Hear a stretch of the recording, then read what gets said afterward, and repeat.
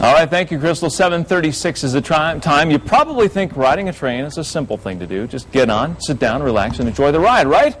For those who ride the rails every day, it's not that simple. Next stop, Tips and Tales from a Train Commuter, tells the adventures of a Metro-North commuter who rode the rails from Milford all the way to Grand Central for several years. Thomas McDonald joins us now to talk about his new book and his experiences. Thanks for coming in this morning. Thanks for having me. The first question, what inspired you to write this book? Well, I never intended to write a book. All the time I was traveling on Metro-North, and I was sharing some stories with some family and friends afterwards, and they said, well, you know, you sit down and write a book. No one had ever done it, or at least no one ever knew of anyone that had done it. So I said, okay, let's do it. And it started out as tips. That was the original intention, but it grew beyond that to really be more of a slice-of-life story. I think sheds a lot of insight into what it's like for the daily commuter. Mm-hmm. What kind of insights do you pick up when you do that commute every day, twice a day? Well, when I started doing it after the first week, I thought I couldn't do it anymore. I was ready to quit. So I started to experiment a little bit and started to take different trains, different seats, and came up with a bunch of tips that made it less monotonous for myself, at least. I'm doing it every day. Right. In the book, you say even picking out the right seat can make a difference, right? Yeah. To me, that was a big thing. First of all, half the seats face backwards. So if you're a person who gets car sick and doesn't like to sit facing backwards, you've eliminated half the seats, half the opportunities. Another thing is that you might not want the sun in your face. I made sure I knew where the sun was going to be each day so I could not have it shining right in my eyes.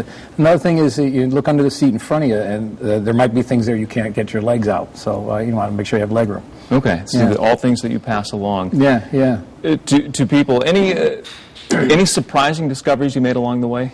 I think the funny thing that I got out of it was once I started doing it regularly is observing the different types of riders. The daily commuter does it twice a day, the infrequent rider, the tourist type person, and then the person who does it infrequently that tends to think that they're a daily commuter and dress and appear that way, but really have the characteristics of a tourist. And I write about the three different kinds and how you can identify them and how they interact with each other on the train. You can spot them, huh? Yeah, pretty easy. Oh, that is funny. And in the book you say you can take this from really being a chore to an enjoyable experience. How does that work? Well, you kind of play games with it. You look at people and say, try to figure out what they're doing. Are they a high finance person? Maybe they're a security person. Maybe they're an actor. Especially going to New York, there's a lot, opportunities to choose from what game you want to play. What do you think they're doing?